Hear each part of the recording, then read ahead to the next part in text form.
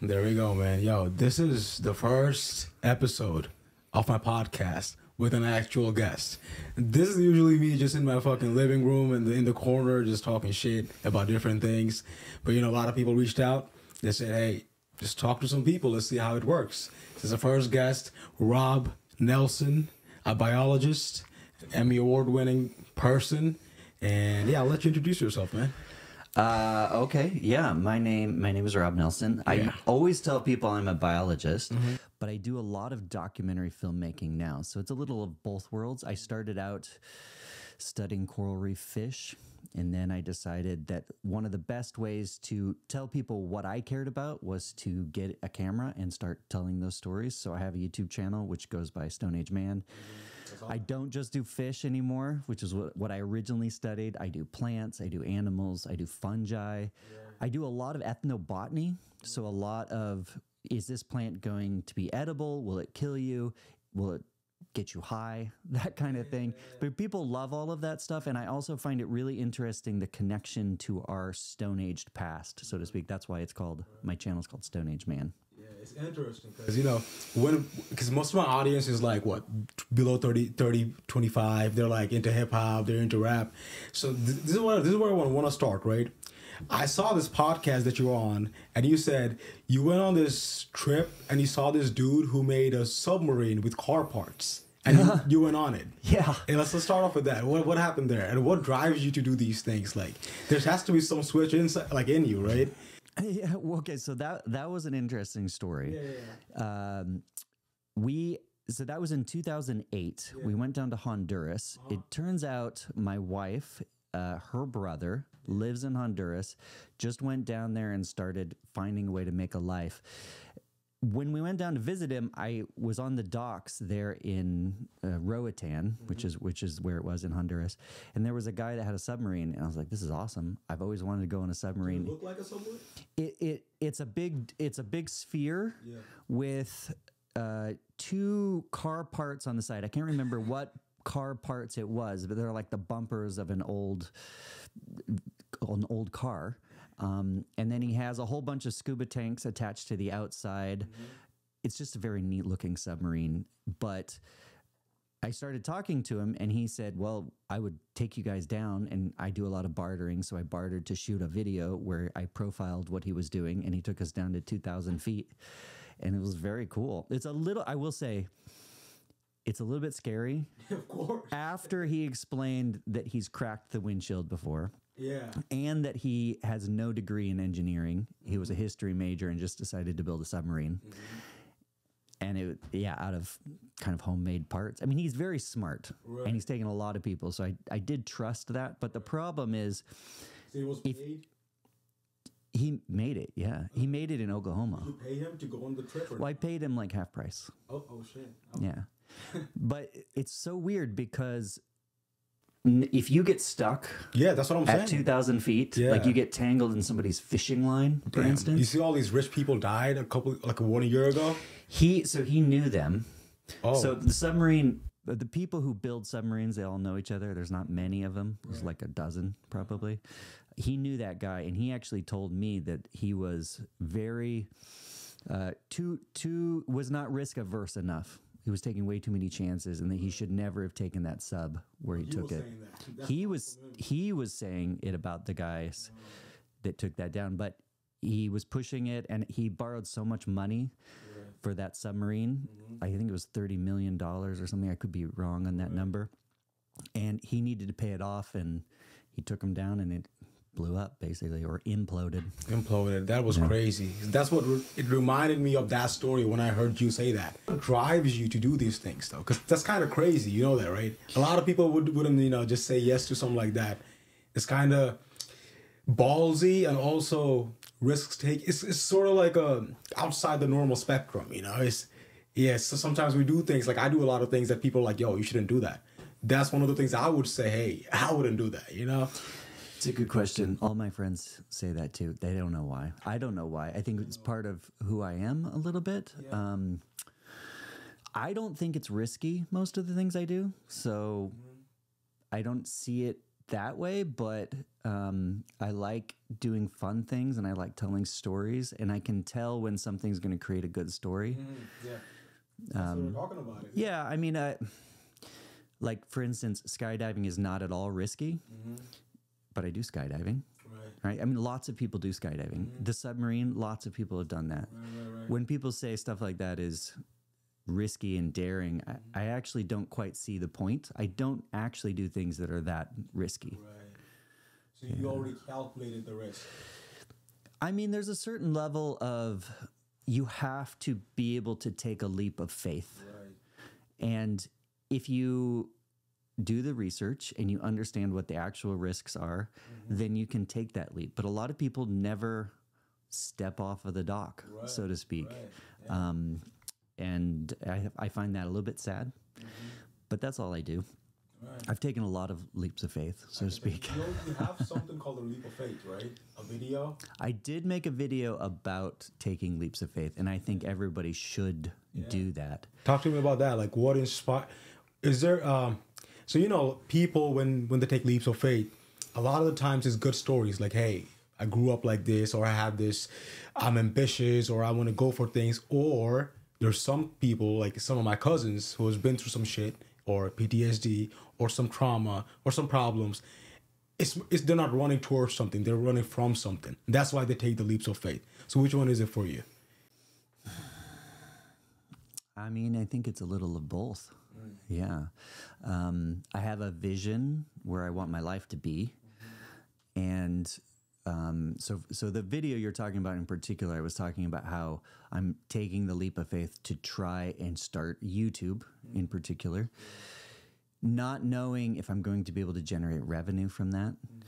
So I'm jumping towards a future that I would really like. But at the same time, I'm kind of jumping away from having to do 9 to 5 working for somebody else. I don't want that life. So it's kind of a little of both, I think. It's a bit of both. It's always both. Yeah, because I say that because I saw you say that like a couple times. Like you said, I didn't choose the life that my friends chose, which is the 9 to 5, the security, the money, the big house. But I chose a little different, but you have more fun with this. That's what you're trying to... I feel very blessed, lucky maybe, that I'm able to do the kind of things that I do, because I don't know very many people that do it. Yeah. It's stressful. Yeah. So I do a lot of different jobs, right? Mm-hmm. So it's not like I chose, okay, I'm going to do YouTube, and I'm going to be a biologist on YouTube and talk about plants and animals and fungi. And that just happened. I was always doing it on the side while I was doing 10 other jobs. Right. I have skills with a camera. Sometimes I work as a camera person. Sometimes I produce things. Sometimes I work as a model, believe it or not, which is kind of funny. Yeah. And then also, maybe some people want me to shoot some real estate or whatever it is. Yeah. I do. I also do all my home improvement, which is not fun, but it's cheaper than hiring people. So, and I got a cheap house. It's a lot. I would like to not have to do all of those things, but that's the vision, right? That kind of talks about the leap. I'm hoping that's where things go. Yeah. You're more like a freelancer. Unfortunately, it does feel like that. Unfortunately, why is that? Well, I would like to spend my time doing one thing, and I have to do a lot of other, a lot of things to make it work. What is that one thing? I would love to tell people about the natural world. I started as a biologist, and I learned all the skills to be able to tell those stories so that I could transmit the knowledge of, let's look out at the natural world and let's see how cool it is. So many people that I know, starting with my family, my parents, my grandparents, my uncles, my cousins, I feel like they can't see the world in the same way that I can, which is totally fine. Everyone has their lens.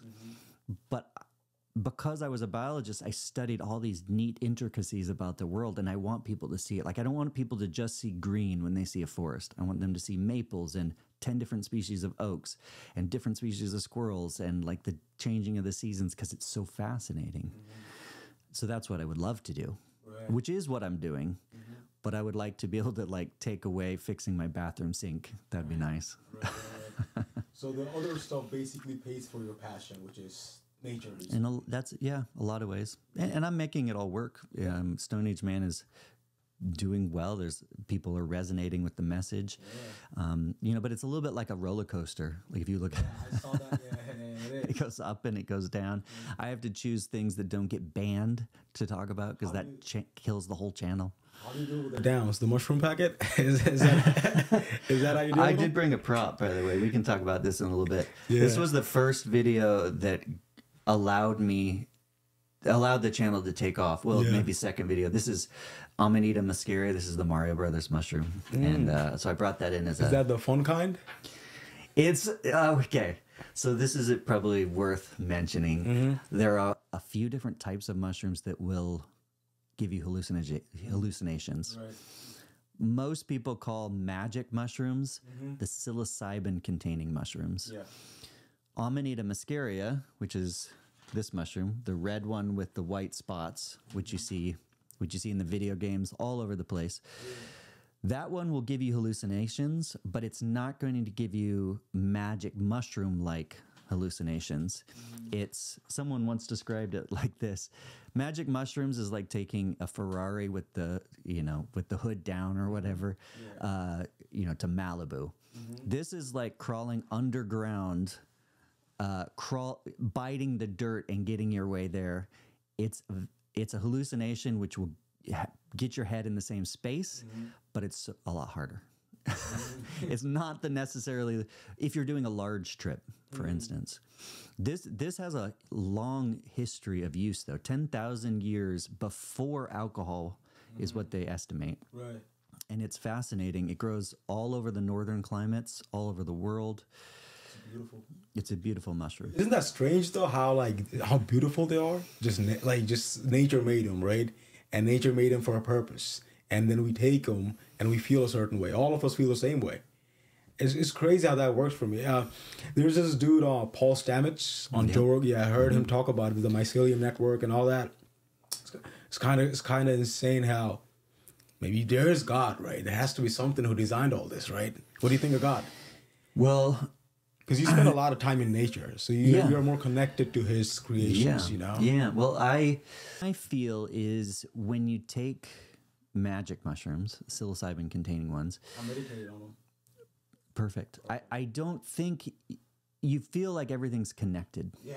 Like it quiets certain parts of the brain, which allows other parts of the brain to just go crazy, and it's connecting sights and sounds, and everything is meshing. That's why sometimes you smell color and things like that. You know, I've always been a believer since I was a little kid, but it's hard to feel it. The mushrooms, it's kind of like you're able to feel the connection in the world. Right. And I'm also a scientist, so I don't like, you know, push any of my beliefs on things. I like to be able to understand things from a scientific perspective. And science doesn't have a real answer, I don't think, for God. But I think the more we understand consciousness, maybe by looking at psilocybin-containing mushrooms, I think we'll start to understand it a little bit better. But personally, I think there's something there. It's unclear exactly what. And I think religions are doing their best to try to clarify what it is. Yeah. But when you read certain texts in different religions, it's almost like the best way that people are trying to describe what it is, but it's not quite a perfect picture. Yeah, it's just still more complicated than just words, I guess. I think God's words is not, it can be written or said to you. You gotta feel it, right? Yeah. Did you try DMT? I have not tried a very high dose of DMT. Medical dose. Well, like I haven't done the toad, for instance, which is 5 MEO DMT. I did ayahuasca a little bit, but also I didn't have a huge dose. So I haven't seen creatures, so to speak. Yeah, what I try to do, so with all of this, I'm not trying to just get high and like experience what all the different things are. like I said, I am actually a little bit risk averse. I like to study things in detail before I try anything. And so even magic mushrooms, I made a video talking about this. It was 20 years before I tried my first psychedelic. From the time I first learned about them. Yeah, because I didn't want to go crazy, you know, and there's a lot of rumors. Yeah, I know. For me, it was 1 week. 1 week, you were like, oh, there's one thing. I'm in. Give it to me. Yeah. That's funny. Yeah. So yeah, I'm a little bit hesitant going into the new things because I want to fully understand it before I try it. And that way I can explain it better on the videos that I talk about. Right. Do you believe in all that, like the third eye and all these, like, you know, all these demons or like little, you know, little minions people see when they're on shrooms or when they're on DMT? Do you believe in all that?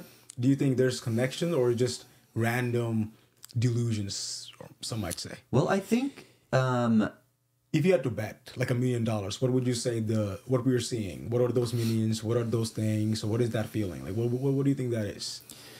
Well, having not tried all the different types of hallucinogens, and I'm not sure exactly which ones that you're referring to. Like, mushrooms. Yeah, just mushrooms. Well, I haven't seen any on those, but see, okay, I have had a bad trip on mushrooms, and it did feel like there was an evil spirit. Yes. I mean, that's part of what. Yeah. I think at least, well, and I started thinking about this. It seems that there is some sort of good and evil in the world. The mushrooms made me feel the evil. And it, at least, okay, so from my background, you know, I have a Christian background, you kind of view the world as good and evil and as a constant battle, right? And you have to always be looking towards the good so that you can push away the bad. That's just the framework I grew up with. Taking the mushrooms, that felt like the appropriate way to also view things, because the trip that I had, at least it was like tentacles coming in to pull me away. And it was like, oh my gosh, this is not good. But the only reason I'm a fan of mushrooms is every time I've taken them, it redirects me towards the good. I don't know many people I don't know anyone in particular who's taken mushrooms and they're like, oh, now I want to do something bad. You see what I mean? From a moral standpoint, they always seem to direct you back. And so I wouldn't be recommending them if it was like, you know, you get really weird after taking them. Yeah, I've seen some stupid people like partying a lot on mushrooms, and I know one of them who died. So, oh really? So mushrooms, like, well, they're not without risk. Especially, you definitely need to have a good set and setting. Yeah. Mostly kids. Like, kids don't understand. They'll take like 10 grams and take alcohol at the same time, and, you know, take pills. So what happened to the person you knew that died? So he was a party guy, right? He partied a lot. It's back in Bangladesh, and he took mushrooms. It was like 4 grams. It wasn't a lot, but he was having fun, right? And he went back home around 11 p.m. He went out, took some pills, you know, smoked some weed, and around 2:33, we got a call from the hospital from his mom. Like, hey, this happened, that happened. He needs blood. It's A positive. I got A positive as well. I went there. He died in like an hour. But what did he die from? Just alcohol poisoning. Just random. Okay. Yeah. But the doctor said it was the mushrooms. Yeah. But you know, it's probably not the mushrooms. Yeah, it was probably not the yeah. But that's also another thing. America has good mushrooms. Like, America has you guys know what you want or the ones you get. But in third world countries or outside America, like Mexico, Thailand, India, they don't care. They'll sell you anything. They'll sell you the poisonous stuff. Now you know like what you're getting, but in like other places you don't. That's the main difference I saw coming to America. Like, yo, this is different. Everything here is a little different, you know? Well, so there was a lot of talk about legalizing mushroom, and I think that would be the biggest argument. At least you would know what you get. Yeah. You're not just getting it from some random drug dealer or something. I mean, okay, so these, by the way, are legal. Yeah. And these are maybe a little more risky than the magic mushrooms, because at high doses, the risk is that you could hurt yourself, right? So if you're alone and you take 30 grams, which is how much is in here, that's quite a lot, several caps. 30 grams? Yeah, 30 grams is the whole thing. That's a lot. It's a lot. Yeah, I mean, 5 grams of Amanita muscaria would be a pretty good dose. So that's 6 times. The hero's dose is like 4 grams or something. It's different for Amanita muscaria. Okay. Yeah, it's different for Amanita muscaria. But anyway, and it's quite variable, mushroom to mushroom, cap to cap. Yeah. So you would usually make up a whole batch, powder it, and then you can, or make a tea out of it and then save the tea. You know, freeze bits of the tea. At a high dose, you might feel like anxious and want to take a rock and start hitting your head or something like that. Like it's, but that's not how that's not how magic mushrooms work. So just for reference, that's why it's really important to have a shaman or some really good guide or somebody leading you with that. The problem with these is there's very few people that know how to guide somebody with Amanita muscaria, so it's quite a niche thing. Interesting. Yeah. America has some good everything, honestly. I think we're moving in the right direction with a lot of stuff. Me, though? Like, why do people have to go to Mexico to do ayahuasca or some other place? Well, it's not legal. Why can't they just work on that? You know, like, since people are interested, you know, it helps with mental health. There are loopholes. Yeah. If you have a church or you're bringing somebody who is running a ceremony through a church. A church? Yeah. So there's, and I don't know all the legal details of this, but I think it stems back to, oh gosh, when was it? 20 to 40 years ago. I want to say it was in the 90s, but there was a big debate over peyote and mescaline. Mescaline is one of the other psychedelics. It comes from a cactus that grows in the desert. It's a little button type mushroom. Okay. So mescaline, it's a psychedelic. The loophole, I don't want to say it's a loophole, it's a traditional use of Native American cultures in the southwestern United States. And it's part of their religion. And so you can, so the government made an exception for if you're using psychedelics as part of a religion, then it's acceptable. And it was really meant for the Native American tribes and their potential uses of it. But other people have created churches and it described the use of psychedelics as part of that. And now that's kind of a loophole because a lot of the people that I know that are doing it are not part of the Native American church necessarily. Yeah. America's crazy with the loopholes sometimes. Yeah. How rich people, they have like 20 other corporations in different places. They don't pay taxes and all that, you know? Well, yeah. And from my perspective on this is psychedelics should never have been illegal. And so this is one good way that people can kind of get around get around a rule that maybe doesn't make a lot of sense. I mean, we're still America's still very risk averse. You go to the amusement park and, you know, it's not like going on a mountain bike down a hill. You can kill yourself that way. Amusement park, they've made sure everything is real safe. It's the same thing when you have an illegal substance. To make it now legal, they have to make sure there's no ability for it to hurt you. So if this was illegal, it would be harder to become. If this was illegal, it would be hard for it to become legal because there are some risks. Yeah. Like normal magic mushrooms, there's almost zero risk unless you do it in a not a good setting. Yeah. But you're not going to... So with magic mushrooms, you can't overdose on them. They're not addictive. And almost every time, you come out a better person. That's true, yeah.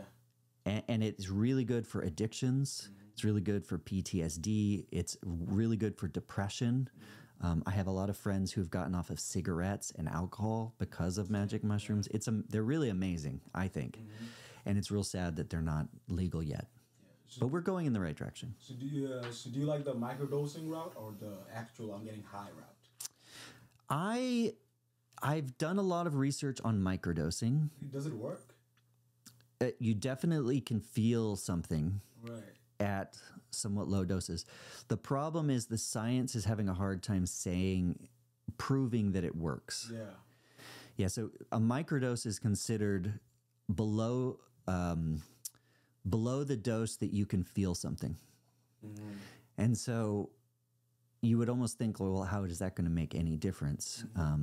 If you get to the point where it's you can feel it. It's not a microdose anymore. So they usually say that's 1/10 of a normal recreational dose. So about 0.1 grams of dried mushroom is a microdose. I don't exactly like taking a microdose because if I hit just above that threshold, it makes me a little slow, I guess, and I can't work. It's nice if I don't have anything to do and maybe I'm in the garden, but that's very rare because I'm a dad and I have lots of things to do all the time. I would prefer every 6 months just a large dose. Reset. But mushrooms are not easy. So it's not like you look forward always to that experience. That is true, yeah. Right? It's good that you said that. I mean, it is exciting, but then again, it's almost like an adventure that you don't know how you're going to come out of it. It's going to be nice, but you really don't know how you're going to, because sometimes, like, there's sometimes I didn't really enjoy the whole thing, the mushrooms as a whole. Like, hey, I took it, an hour later, I'm like, okay, I shouldn't have done that, you know, but a couple of hours later, okay, it's, yeah, but it's a little just an up and down slope, you know? So this dude is Paul Stamets, right? He said that he had a stuttering problem. Like, he couldn't speak properly. And he took it once. He took a large dose once, and he was in a forest in the middle of the rain, and it fixed him. Did you hear that story? So do you have any of those? Some crazy, life-changing? So there was a ceremony that I was supposed to document, and actually turned out it was my friend documenting it. Amanita muscaria is in the woods. This is relayed to me. He said almost the same story as the Paul Stamets one. There was somebody that had a stuttering problem, and he was chatting to him before.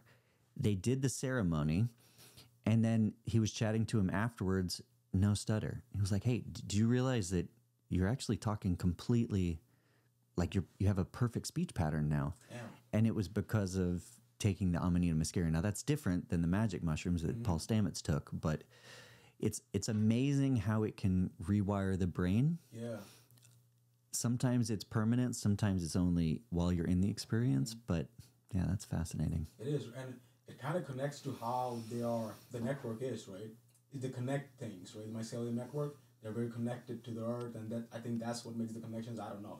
It's not scientific, but that's what I think, Well, there's definitely a parallel between how it spreads out in the mycelium and then how our nervous system is spread out in a pattern. Yeah, I think it's fascinating. It is. So is it just mushrooms, or like what other natural thing fascinates you? Weed, or? You know, I don't actually use weed much. I've tried. Well, it makes me paranoid. Oh, yeah. And for a little while, about, what was it, 7 or 8 years ago now, I was in between jobs trying to make things work, and I experimented with it to try to help with some maybe depression or maybe just general anxiety. It was going up and down, and I got in the habit of maybe using it a little bit at night, but it slows me down a lot, and I have kids that are constantly waking up and coming back into the room, and I just didn't really have the opportunity much. And I just, actually, once I started the mushrooms, I was like, I don't need anything else. And actually, it reset my whole diet, my exercise, and a lot of family stuff. Yeah. Just making me want to eat healthy and get fit. Like better choices. Yeah, it made me real aware of the things I was putting into my body. And I don't know how that related to maybe choosing or not choosing weed, but I don't drink anymore. And I used to have a glass of wine every night. I actually thought that was quite nice. And I think I was convinced by the studies that that was good for me, but really a small glass of grape juice would have done the same thing. And drinking alcohol just felt like poison. And so I instantly stopped that habit too. It's crazy how alcohol just kills people. You can just see them change. A 6 months of alcohol addiction you can just see the person change like day by day. They're not the same anymore. I think a lot of people don't realize they have a problem with alcohol. Yeah, that's what I'm saying. Yeah. For me, for instance, I went into the doctor, and you have to fill out sometimes a little form. It says, like, you know, on how many times do you drink alcohol in a week? and you know, it said 1 glass, 2 glasses, 3 glasses, and the highest was 5 to 7 glasses a week. And I was like, wait, I have 1 to 2 a night. What does that mean? Right. And so I started thinking about it after I filled out that form, and I was like, okay, maybe I have a problem with this. Yeah. But you don't think about it. You actually start to think that's normal. Mm-hmm. And you need somebody from the outside to say a glass every night. That's actually not the greatest thing. Yeah. You know, the same pattern is with weed. Like, there's a lot of weed smokers who have to smoke weed every night or they can't sleep, and they don't recognize it. Oh, yeah. And they're functioning addicts, but, you know, it is an addiction. You know, they don't, just because you don't call it an addiction, it just doesn't mean it's not. But, yeah. If you can't go without it, it's definitely an addiction. Yeah, that's what I'm saying. It's like food. Yeah. I mean, I am addicted to caffeine. Yeah, same. There's lots of chemicals we put into our body that we form a dependency on to some ways. I've rationalized, and I think I've decided caffeine's okay for me. I manage it, and I quite like caffeine. So it has some benefits too, right? Caffeine. It's definitely a cognitive enhancer. Yeah. So is that a good argument though? Like, is it proven? Like, it is like beneficial? Because there's a lot of people who say, "Hey, coffee is not good for you. It's like you shouldn't get addicted to it." The way I see it is that it is a cognitive enhancer, but if you use too much of it over a long period of time, then you're really just getting back to a baseline. Right. And that's not great, right? So you want to be able to choose to use it when you need it. Like I had caffeine right before here, so I'm a little sharper. But I was able to like not use it a whole lot before. But if every morning you have to wake up and instantly you're downing 3 or 4 cups of coffee. Well, I mean, I don't know if it's a terrible problem, but it's just getting you back to baseline. Right. Even nicotine, right?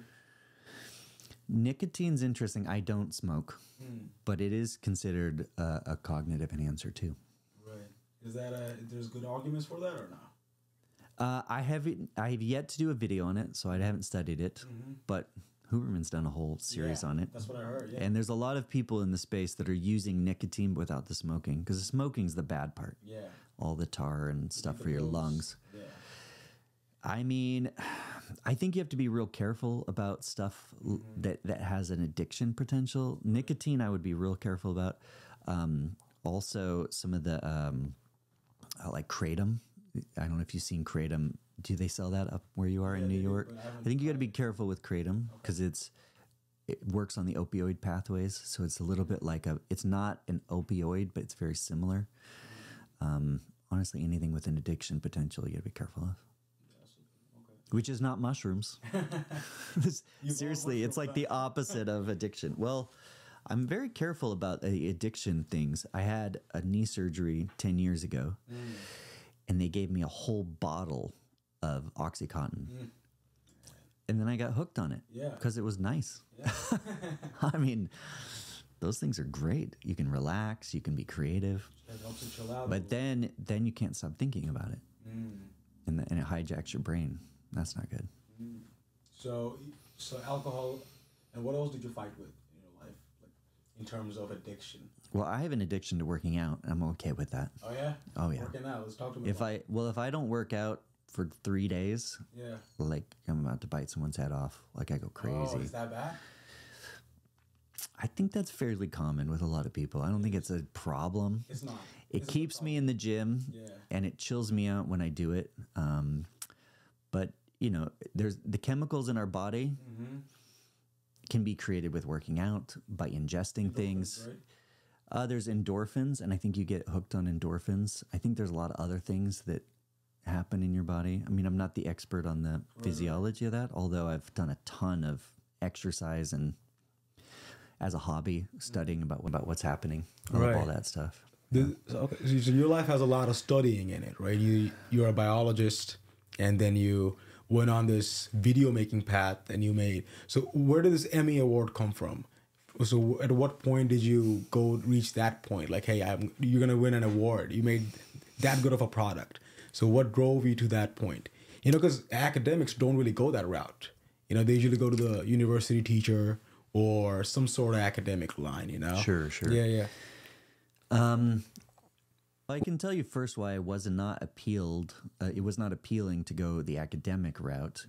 I think it just was that it seemed like the only way to make it in academia was to choose a subject to study and get more and more niche. Like keep studying more and more on this one little tiny thing that maybe no one's ever heard about. So for instance, I couldn't just study fish in the ocean. I started out studying a little goby that lives in the sand flats, that lives with the shrimp, and they have a coexisting relationship. But I couldn't just study that. I had to figure out what was the predator behavior like for that individual species. And it was so niche, I don't think anybody cared about it. And I could have maybe made it a little more expansive, but the sciences are very competitive, and you've got to get really like minute. You got to study like the particular gene on a particular animal and really dissect that. And I just didn't feel like most of the people that I knew outside of the sciences cared anything about that. But what they needed was a little bit of education on why they should care about some of the natural world. And so, yeah, I basically decided to kind of become a little bit more of a generalist and really be an educator, but use my skills as a filmmaker. That led me to the thing that we ended up getting the Emmy Award for, which was a project in Wisconsin in the area called the Driftless.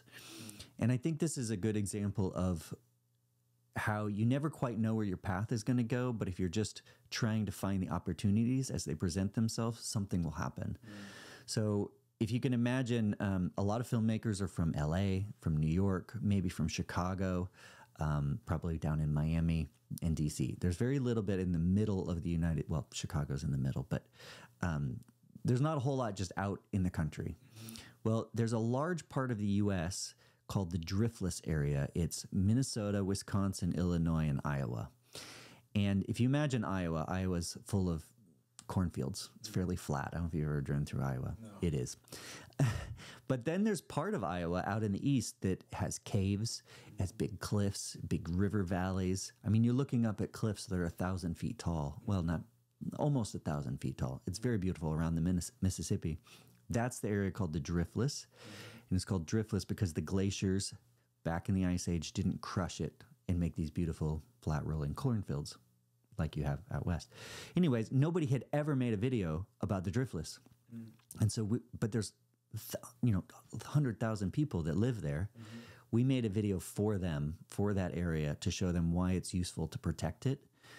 Let people see what value it was, not turning it into a parking lot, for instance. People loved it. We got an Emmy. That's the short story. But we just happened to stumble upon a group that was trying to do some education there. We presented an idea and we crowdfunded that. That's kind of how it worked. So it was cool. Yeah, that's a big award, man. Congratulations with that. Yeah. Thanks. So, on the road to that, do you meet any famous people or any person that's like the main guy when it comes to awards? Do you come across anyone like that? Nope. No. Well, I mean, I'm not in the world of Hollywood producers. Yeah. I'm more in the world of BBC type producers. So there are different awards shows that we go to that are in Jackson Hole, Wyoming. They're the people that live in England. So that's kind of the world that I live in. So I meet those kind of people, but they're not famous to most people. Right. David Attenborough, I gave him a hug while I was wearing a panda suit. That's my famous story. So what happened? I volunteer often at the big wildlife filmmaking festival, and sometimes I guess I get known for doing things that are a little bit out of the ordinary, and so they volunteered me and my friend Jonas, who we do all this together, to be wearing the panda suits at the award show. And up came David Attenborough at one stage at the end, and this was 15 years ago. We thought he was right at the end of it. He's still alive. Right. And we gave him a nice big hug in a panda suit. It was fun. Yeah, man, you have a interesting life, right? It's not just one dimensional. It's a lot of different places that you have put your chips in. Which one's your favorite? What's the best decision that you made in your life? Like the one thing that made you who you are today? Oh gosh, well that's tricky because I'm constantly making lots of decisions. Yeah. I think one of the best decisions was marrying my wife. My wife does all this with me. Haley is her name. And we started. Shout out Haley. Yeah. No, I mean, it's really, so I've always been making films ever since I was in high school. I've always been interested in nature, but I've dated lots of different people who haven't always been so supportive of what I do. My wife is very supportive, and she got a biology degree and was an actress for a long time. And so if I'm just filming things around the house, she's very supportive of that. And I think it would have crushed me if I had a partner who drew a strict line, like you have home life and then you don't film anything when you're at home, and then you can do your work. Because I like just making it all part of who I am. And so I think that was maybe one of my best decisions. Right. So how long you guys dated before you got married, of course? How long did you date for? Not long. I think we dated for 8 months, and then I proposed. Interesting. Yeah. I thought it'd be more. Well, I knew her 3 years before. Okay. But I stalked her on Instagram, so I didn't really know her. We started working together with this company, Untamed Science. We made all the videos for K through 12 education, and she was a kindergarten teacher, and so she was perfect for the crew. And I knew right away that I wanted to marry her, but I didn't want to ask her too early. She gave me an ultimatum at some point, like, no, not an ultimatum, but she was like, if you're not in this, I need to leave, because she was in it. And I happened to be making her wedding ring at the time she made mine as well. And so I laughed when she said that, because I was making the ring. She didn't think that was very funny, because I couldn't tell her that I was going to propose. So I had to speed up the proposal. And we got married 4 months later, which maybe I would have planned it a little bit longer. Right. But so it was very quick. Those are the best things, no planning, just straight at it, right? So you have 2 kids. You have 2 sons? Yep, I have 2 kids, 10 and 13 years old. 10 and 12. How are they? They're amazing. Yeah, they boys, and so they get into a lot of trouble at times. Men, right? I don't know what I would do raising girls. Oh, so it's hard to say. I only had a brother, and me, and I'm a guy. So, yeah, I mean, they're great kids. I can't really complain. And they're kind of getting into some of the stuff that we do. They make videos. They explore wildlife. And I just don't want them to have to suffer some of the same things I did, which is, this is a hard business to be in. And so I'm always trying to get them, they're like, we want to be YouTubers. And I'm like, do you really want to be a YouTuber? That sounds cool, but maybe do some other things also. Yeah. So what if they one day, came back home and said, hey, Dad, I want to try one of these with you? What would you say? Oh, the mushrooms? Yeah. Well, I make all the videos about mushrooms very kid appropriate because they watch them. Okay. And I want their friends to be able to watch them. And so they understand that mushrooms are something that you should treat with a lot of respect. In the same way they're not going into the medicine cabinet and taking ibuprofen without asking us. You have to treat it with respect. I told them that I want, at some stage in the future, like you're going to be offered different things, drugs, for instance. They need to understand that the simple thing is no, but they also understand there's complexities, and like not every drug is treated equally. Right. And that there's a lot of power in mushrooms, and that I can help guide them through that. They know that. And I think that we're building a relationship where they can trust me, and at some stage dive into that. See, the trick with mushrooms is that I don't think they're that appropriate for kids. Right. What's the age for you? Well, if you're using them for medicine, I don't know if you really need them before 25.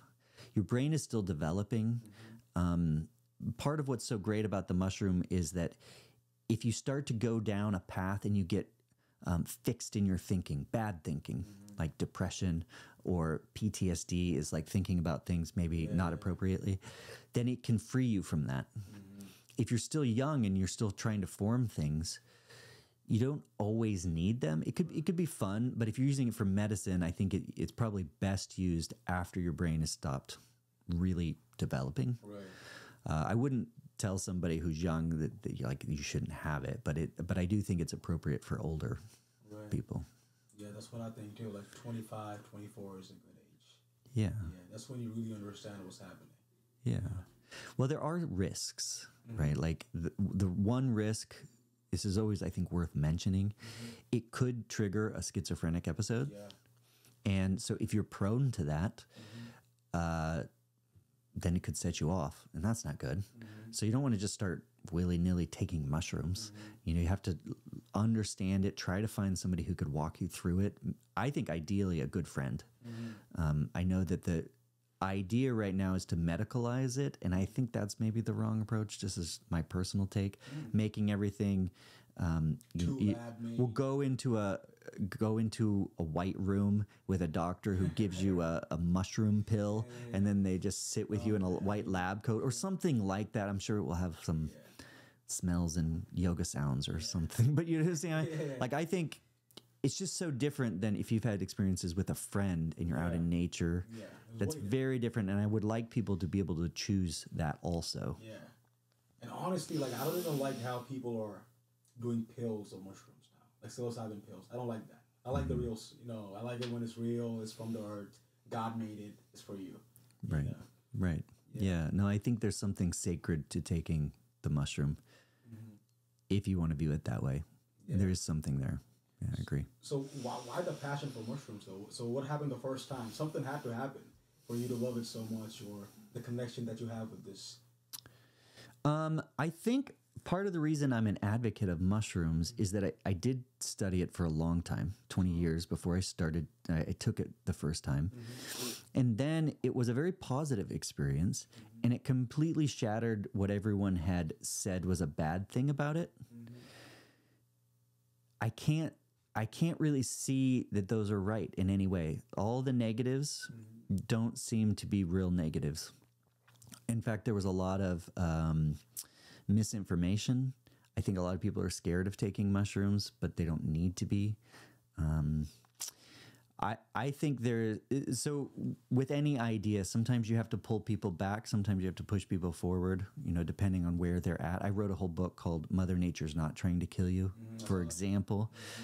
Some people are scared of sharks, so you have to say, no, they're not that scary. Some people think sharks are like little puppy dogs, and then you got to be like, no, they're actually a little scary, right? And so my feel with mushrooms is that people needed to be pushed in the direction of like, let's maybe examine this as something we can use again in society. Right. Yeah, that was my thought. That's why I'm pushing it forward. I'm surprised. This was 6 years ago. Now I feel like a lot of people are on the bandwagon, and maybe more people need to know that there could be some problems. I'm not sure. Now you're pushing back a little bit. Well, I'm still a big advocate, but I know there are a lot of people who are trying to say, these are the problems. One would be the schizophrenia. Second thing would be you can start a really nice cult with them. So you have to be careful who you're doing them with. So many movies about Yeah, you have to be careful. But those would be the two things. And then also, if you have a bad trip, you need to know that there's ways, there should be more support for people if you have a bad trip. Because if you do, you're all on your own right now. And that's a potential risk. I just don't like. I think there needs to be more education, like how to take it and how to enjoy it. Because I think a lot of these kids, they're just trying to take mushrooms to enjoy, like a party, like mix it with alcohol. When you ask them, like, "Hey, where are you going?" Like, "I'm going to a party at a club, and we're gonna drink alcohol later, smoke weed." But you just took mushrooms. You're not supposed to enjoy it like that. They mix it up and. Well, it's pointing to, I think, the problem with the culture that we're in right now. There's no framework. Right. And I don't know how you gain that back. I think with my kids, of course, I'm trying to show them that can be mixed into our family framework. But back in the day, it would be a rite of passage. And as a community, at some point, you're able to take whatever entheogen that you want, some sort of mind-altering thing, and there's a time. It seems like now the only thing we have is high school graduation, but that's about it. And people are inventing their own rituals, like drinking parties and stuff, which are a little bit risky. Yeah, very risky. But yeah, there's no framework for it right now. Yeah. But previously, the reason I brought up your kids is because I heard you say this on a podcast, your relationship with your dad. You know, you talked about how you wrote a book about mental health and your dad reached out to you about his struggles. But then again, you grew up seeing this guy as a hard man. Like, he was always this guy, like, hey, mental health isn't real. You're supposed to do this, that. But you were 35 years old, I guess. Or, Talk to me about that. Like, what was your relationship with your old man? Well, my dad's great. My dad's very fun. My dad comes from... obviously he's going to watch this, so I have to be careful what I say, but no, my dad's an amazing dad. And I think at some point I made a video about depression, and I don't think I would even classify myself as having depression, but I was having some hard times and was dealing with anxiety and just being down at times. I think it was mostly job related though, and it was somewhat temporal. That's why I think I wouldn't throw myself in the basket of having that, but I could start to understand what it was. And it's difficult. It's almost like getting an injury, a physical injury. You have to heal from that. My dad always just had the mentality, you just think better and you're good. That's all you need. You don't need anything else. And I think he just thought it was all in the head, which it is all in the head, but he never saw it as parallel to having a physical injury. And so I think when he opened up and said he's dealt with different forms of that his whole life, I was like, what? Why didn't you tell me that? And I'm not sure why. I think it's very common in the older generation to not see mental health in the same way as we do now. That's why I think it's also important to talk about it. And what I've found, especially with creatives, everyone's dealing with it. You know, I think they say it's 1 in 5. I bet it's more than that with creatives. I bet it's everyone. Yeah, to some degree. And I think you have to constantly work to set yourself up to try to avoid it. You know, all the different things. So I am writing a new book, which I won't go into all the details and give it away, but a lot of it is understanding how we as a species evolved and try to hack that, right? So, for instance, we were constantly moving around, so we're not doing that now. We should do more of that. Our diet was not processed carbohydrates. We should probably go back to that. Lots of vegetables and tubers and maybe meats. We had nature connection. Like, how much time do you spend outside at not much. Maybe a fraction of any day. You're even outside. You're not even in nature. You always had a sense of purpose back in the day because you had to eat and survive. Now, that's not so hard, but we have to come up with a new purpose. We had community because we were in small groups. Now you can spend your whole time inside all by yourself. And if you're out, you're kind of like alone because you don't know anyone. And then people are not connected to awe as much as they were back in the day. You stare into a fire. There's some spiritual connection to the world. Yeah. People don't have that either. So I think if you first tackle those, then you can then go to the doctor, that kind of thing. That's my view on it. That's true, man. And for me, the biggest thing is when it comes to awe, like a sky full of stars. I wish we had that. You know, just wake up, you walk outside, you see a sky, and that will remind you every day, like, hey, it's bigger than what you think it is. And we don't see that anymore, do we? You don't see that in New York City? No, Sky full of stars. No. Yeah. Yeah, you got to take a trip out west. I mean, it's hard to see on a daily basis. Yeah. And you can't look at a fire probably in New York City very easily. No. Yeah. And back to what you said about food, right? You know this guy, RFK Jr., you know him? Yeah. Yeah, he's now with Trump now. And he's advocating for a lot of good food and clean food. What do you think of that? I was skeptical of RFK when I just heard about him, but I definitely spent a second researching RFK and listening to him talk, and I love it, all of what he says. Yeah, I love all of what he says. My problem is that he's exactly me.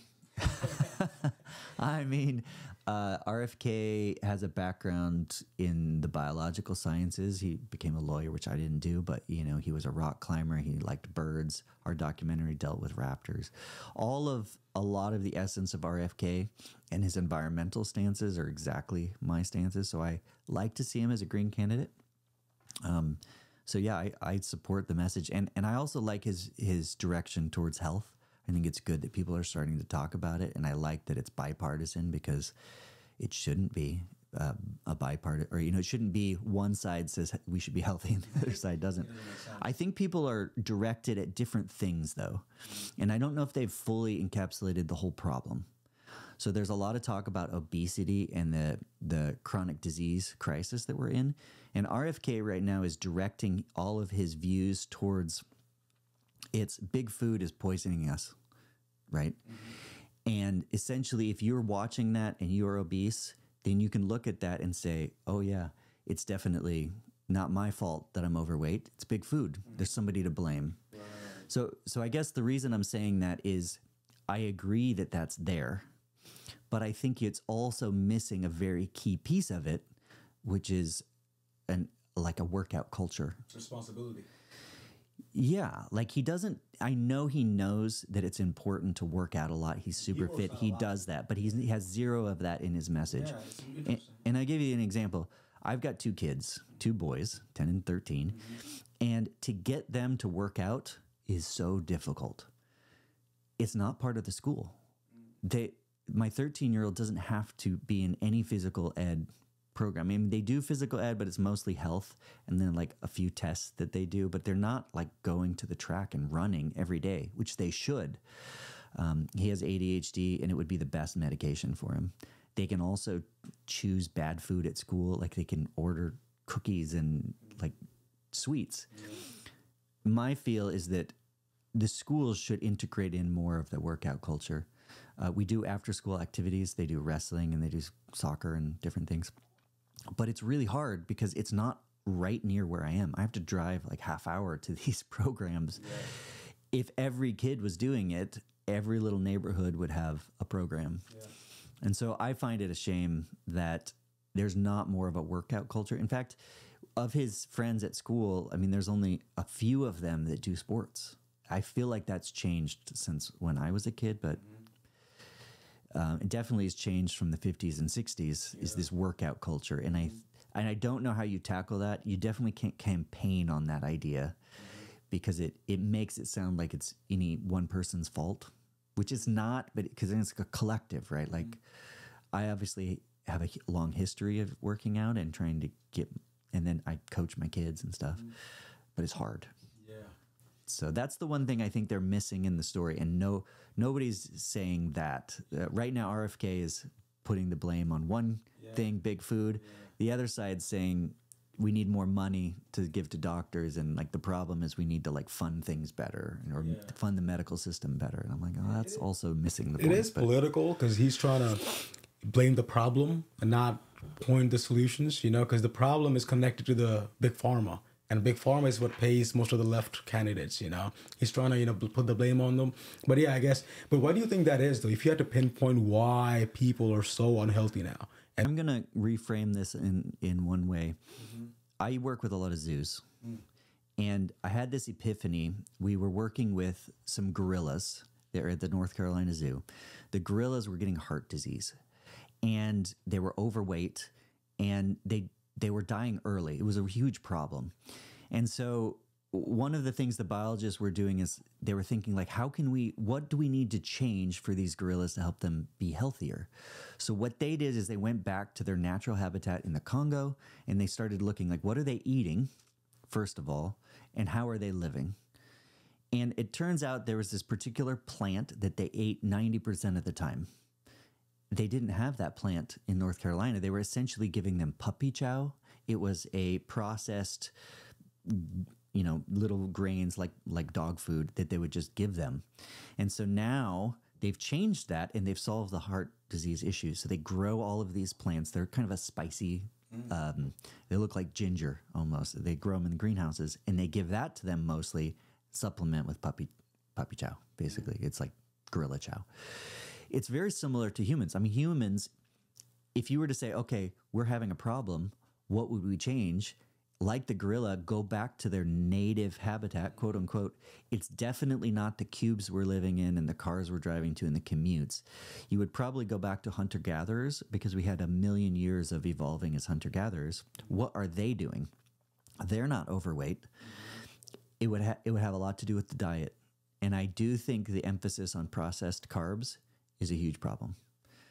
My kids have gotten around obesity because they're working out, which you can get around it, but they eat a lot of cereal. That's not great for you. And I think most people are now addicted to carbs and a lot of that. That's a huge problem. Yeah. So if I was to say one thing, it's probably abundance of carbs. Even these, like, I feel bad for them because, you know, these overweight people, they have this, obviously their brains are structured in a different way than us. You know, they probably love food a little more, or they like that chemical, whatever it is that, you know, enhances them. But I think there should be a little bit of responsibility on these corporations. They're always trying to find out how to get them more addicted.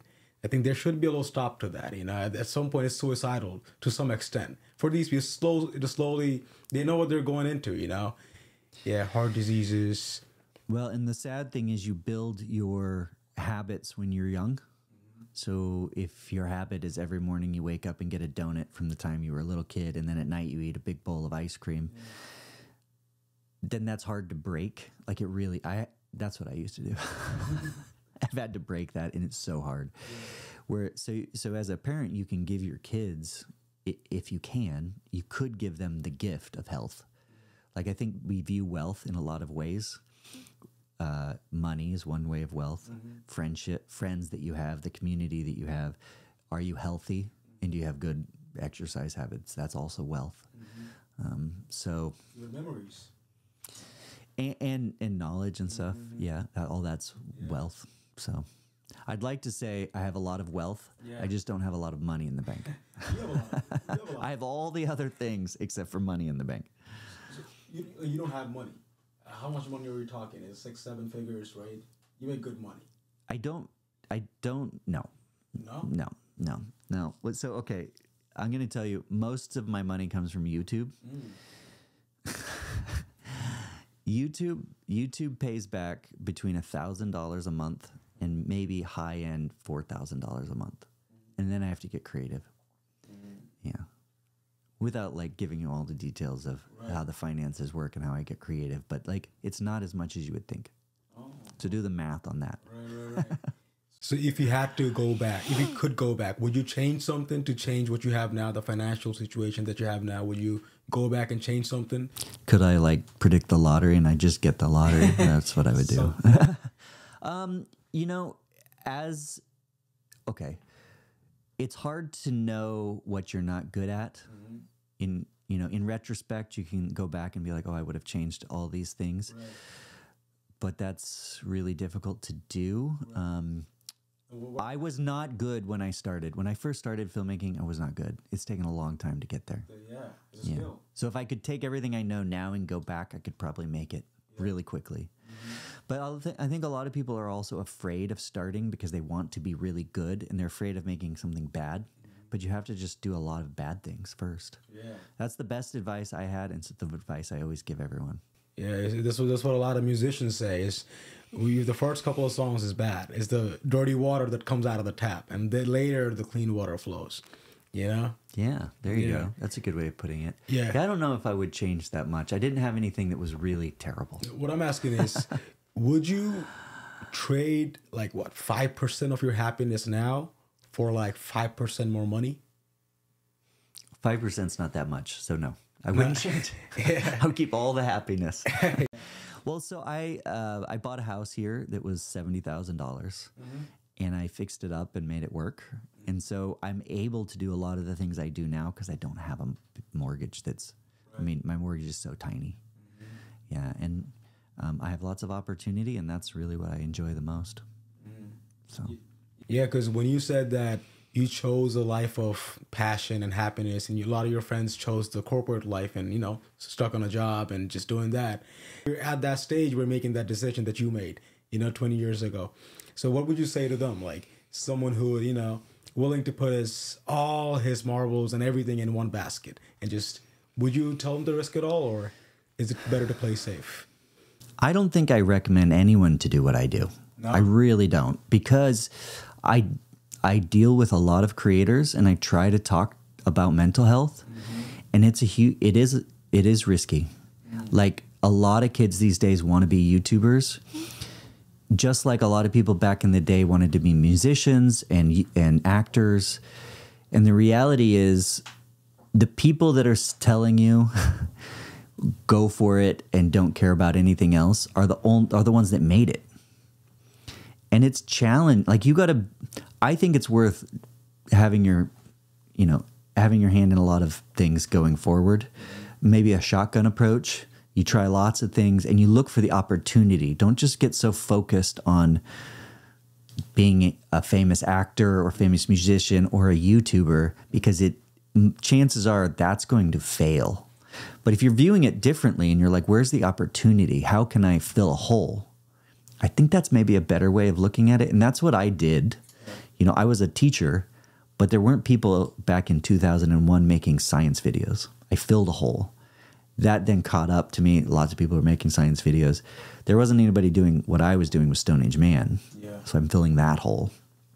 So I'm just trying to fill holes and see where the opportunities lead me and try to do something good. Yeah. Yeah. Interesting. Because this is a hard choice that a lot of us have to make, because music doesn't pay anything. 99% of musicians now are making $0. Zero. Yeah. They're trying to make their music shift look good with their 9 to 5. They get the 9 to 5 money and they put it on music to make it look good, but it's nothing. Even the ones signed to like the biggest record labels, they make nothing. 99% makes nothing. Yeah. Yeah. Even the rappers who were good last year, you don't hear their names anymore. So how do you? I mean, are you trying to fill a hole? Like, what is your... Right. Because that's challenging. You're doing... I realized that my cousin sat me down like 2 years ago. Like, yeah, you're going to go broke if you keep on doing music. Yeah. I'm like, I have to keep on doing music. I write every day. I write for hours every day for free. I don't care about the money. You got to enjoy what you do. Yeah. And so I think you can always dabble. Like, I did YouTube for 12 years before my first video took off, by the way. 12 years? 12 years. Oh. I pitched videos to people, and I ended up doing a lot of work making videos, but the YouTube itself, which I have more control on than working with corporate things, didn't take off until 2021. And I started right when YouTube started. So it was a long time. Oh, so you've been in the game for a while. Yeah, but I also saw that was the path things were heading. Yeah. I hosted some different TV shows. I saw TV was going down, and I just liked putting out content. So that's kind of the path. You're a part of Animal Planet as well, right? Yeah, I did some Animal Planet episodes. Yeah, we did one show called Life After Chernobyl. That was Animal Planet. I did another one called Man-Eating Snake of Sulawesi, which was a giant anaconda that ate somebody. Right. And that was amazing. Amazing opportunity to be able to be the host for that. So you saw all these snakes in person. Did you see a big snake, like a big one? So there's a handful of snakes that can eat people: rock pythons, anacondas, and reticulated pythons in particular. Reticulated pythons can get 23 to 30 feet long, and at 22 feet they can eat a person. And in Sulawesi, which is one of the Indonesian islands, it ate somebody, and it made news because they cut him open and had video of it, and there was a person inside. They're a little bit smaller people, like in Sulawesi, like they're smaller. So, but yeah, I think there's a reason that naturally people are afraid of snakes. It's because snakes did eat people. Yeah. Yeah. I bet they were bigger back in the days, right? There were bigger snakes back in the day, yeah. But also there are big enough snakes now to eat people. But do you believe like what is that? Like the big kraken? Do you believe all those? Like they had those back in the days, like the big sharks, like super big, like the big ones. Do you believe in all those or? Well, I don't know. So a lot of times I think that the monsters that we describe are an amalgamation of lots of different types of predator, for sure. So throughout most of human history, we have had man-eaters that we had to worry about, right? So there's only a handful now we have to worry about. Polar bears, some of the big cats like lions, and some leopards. You have to worry about crocodiles and some of the other crocodilians, and some snakes, right? And maybe sharks you could put in as man-eaters, but sometimes that's mistaken identity. Those are ones that are intentionally eating people. Those spread around the world. And I think that maybe the idea of the kraken, especially dragons, I believe in the idea that a dragon is an amalgamation of things that could kill you. Like there were large birds that could swoop down and take babies, for instance, especially we knew about these in New Zealand. They actually had them in recent history until we exterminated them. And fire could kill you. So that was like a predator. And then lions and tigers and things like that could kill you. So I think the idea of a dragon is not that different than the idea of a kraken. It's something in the ocean that can kill you, and they just called it this mythical creature. And there's definitely a lot of things that can kill you. You're right. Everything will kill you. The words will kill you. Yeah. So, yeah. I wrote the book, Mother Nature's Not Trying to Kill You, because most of my friends would kill me as a biologist if I said the opposite, that Mother Nature is trying to kill you, because it's a little of both. And so I don't know which is the right title, but I think the key word is trying. Most of the time, plants and animals are not trying. They're just doing what they do and being how they evolved. Yeah. With an exception of a few things. Crocodiles being one. They are trying to kill you. Yeah. Even the smallest ones, viruses, bacteria, that's also a part of Mother Nature. Sure, but they're often not trying to kill you because then they die. We're the host. They want to live in you. Yeah. But they don't want to kill you. Yeah, it's crazy. I see all these Most videos. of the time. The videos of tapeworms coming out of bears. Oh, yeah. It's crazy. Yeah, if you don't want to be afraid of nature, never take a parasitology course. Never study parasites, because you will never want to go to a developing country. Bangladesh. Yeah. Okay, that's fantastic. It is. And when did you leave Bangladesh? 2014. I've been back in, I lived in a lot of places, right? Even in Bangladesh, I lived in the village, I lived in the city. There's other parts, like I grew up in Dhaka, but I also grew up, I spent a couple of years in Gopalganj. There's this village, Madaripur, there's this other village. And I came to New York, kind of, What did they talk about as far as climate change in Bangladesh? Because that's a low country. I'm just curious. Yeah. I mean, there was a big flood 2 weeks ago. Around 100 people died. I'm fucking up the numbers, but yeah, there's a lot of people died. And that floods keep on happening, and they don't really have time to pay attention to climate. There's so much going on, political. Sure. Yeah. I think other people use Bangladesh as an example. Worst case scenario, because there's so many people that live in the low-lying areas. Yeah. They do get affected a lot. Yeah. I got another Emmy, which I didn't tell anybody about, working for North Carolina PBS. They have a series called State of Change, and we look at different climate change stories. What did they say about Bangladesh? We didn't look at Bangladesh, but they look at local stories related to climate change. You're right, because a lot of Americans have this idea of Bangladesh that people are suffering a lot. They are, it's compared to America, but they're kind of happier people. This will be interesting. When you go there, you see a little happier. They're not as, I don't want to say it, but not as fat, not as depressed, not on pills. Sure. Working. Physical activities, women are working too with the men, and the kids are out playing in the fields, conversations all the time. A lot of happiness, sadness too, but not in the form of pills, There's a lot of first world problems we have here. Yeah, it's crazy how that works, Kind of a problem of the success, so to speak. Abundance. Yeah. What I explained earlier, we evolved in a certain way. I think having some suffering motivates people. It gives you purpose. If you take all the suffering out, so to speak, like eating and food and stuff, then it creates other problems. One of it would be a lack of purpose, nihilism. That's a huge problem. Yeah. I mean, that'll really mess you up if you feel like, what's the point? But if you're daily working to try to get your family to survive, that can be very motivating. What about religion? Religion is important. Yeah. What role does religion play in Bangladesh? I grew up a Muslim. Yeah. Yeah, I used to pray a lot, but I got detached from it when I was 13, 14. That's when America happened. I came here, and but religion's just my belief in God has always been important. It's not just the religion, it's not just the book, just not one name. You can name it anything, but it's just the belief that there's something out there looking out for me. That helps me a lot. Yeah. It seems to me, so I have a lot of friends who suffer from anxiety in particular.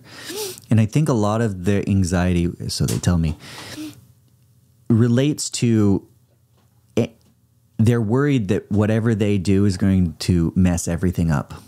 Does that make sense? So they're fully responsible for everything that happens in their life, which in some ways is true.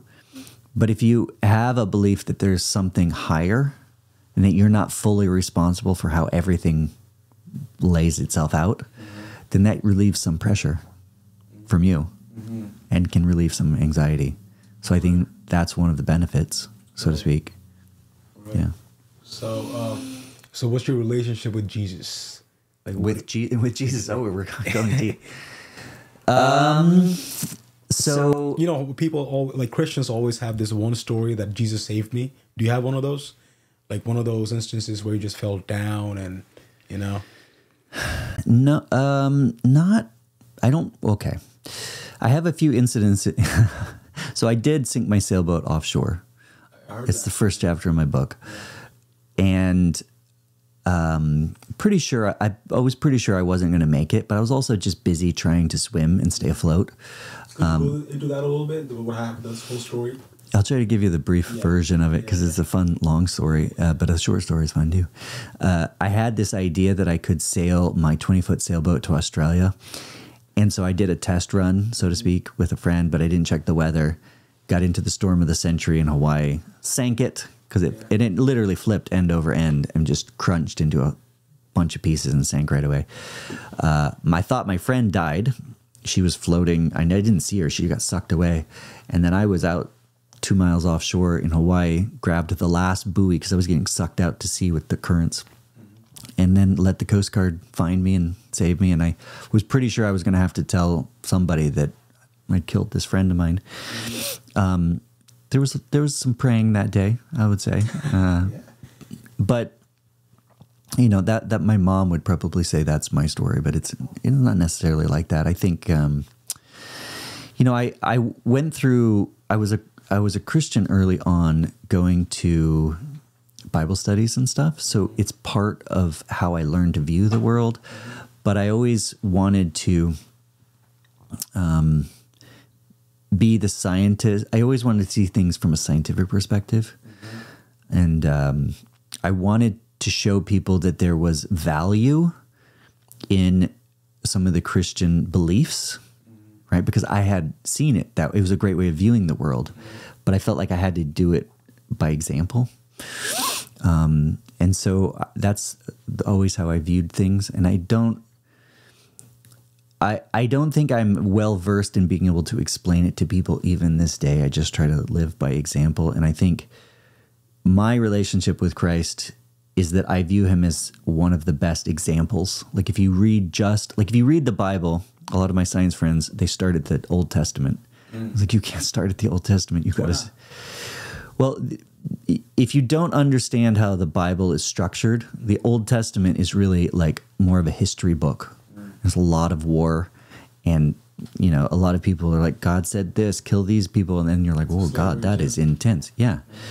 Whereas if you start with the New Testament, I mean, you need the Old Testament to give the gospel stories perspective. The example, like the way Jesus, if you're talking about my relationship, the way he viewed things was very much as a pacifist.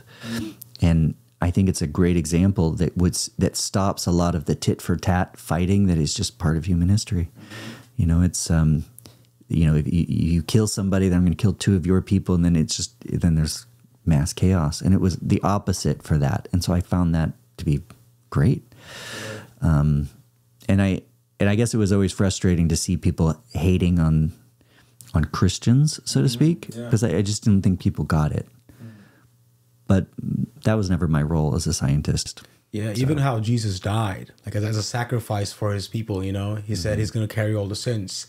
That's you know, admirable, you know. Yeah, Jesus is interesting because I started a little bit of research on religions, you know, and it's interesting how he is a part of all religions. Islam talks about him, Hinduism talks about him. You know, there's a lot of other smaller cults, so to speak, or belief systems who talk about Jesus and how he was a real prophet. Like they have to pay him his, you know, whatever, like his like he was there. He has to be acknowledged. That is very interesting because that doesn't happen in other religions, you know.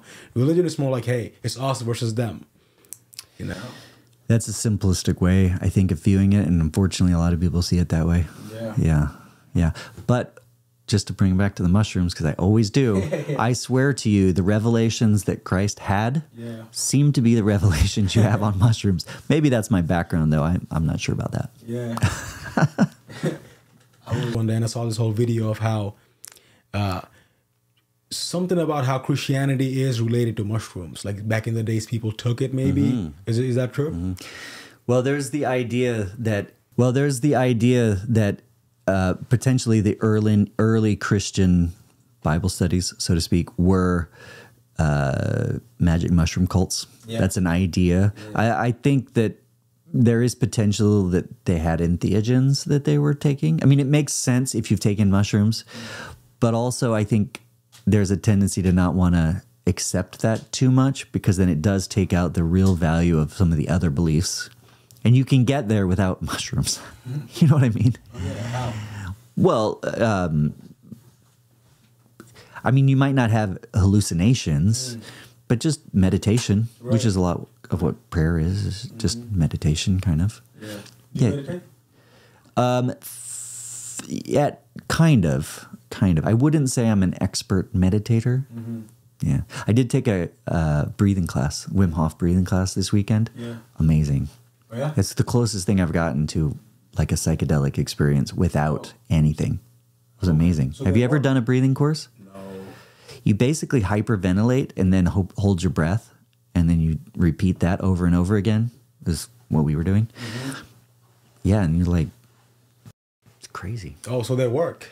Yeah, I'm going to make a video on it, and then I'll be able to explain it, but I don't know the details right now. So basically it's like 8 seconds in, 8 seconds hold, and 8 seconds out, right? Yeah. And then up, and so it's more like... yeah. That's not 8 seconds.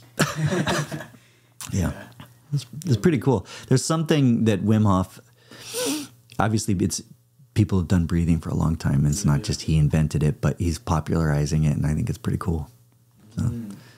Yeah. And then the cold plunging, that's pretty cool too. You do that too? Well, that was part of the course. Yeah, there's something to that, like endorphins that you release, and then it allows you to be more adaptable to stress. And also like doing something you hate. Yes. Yeah. Voluntarily. That's important. I wanted to go more into religion. Okay. Because there's been, it's kind of, I'm kind of I'm confused. Okay. You know, and I think a lot of that is from this, and this kind of, I don't know, a lot of the beliefs I had kind of got snatched away from me, and this kind of brought me back and showed me something else. I don't know what it is. I can't name it, but it's not what I used to see back in the days. But when I was 15, 14, I was praying 5 times a day. Listen to everything my hujur said. Hujurs are basically priests. Right. Yeah. So, yeah, it is interesting how things can change. You know, this can change you, basically. So, I do have one interesting thing that I want to note is that I think mushrooms, it's really hard to not believe in God, take mushrooms, and then believe, yes, there's definitely nothing else there, that we know everything there is already. You're right. You cannot believe that after taking mushrooms because you feel it, you see it, there's something else there. I think that my personal take on religions is that people over the millennia have realized there is something else there and are trying to figure out how that is. And religion is a way of passing down that knowledge kind of from one generation to the next.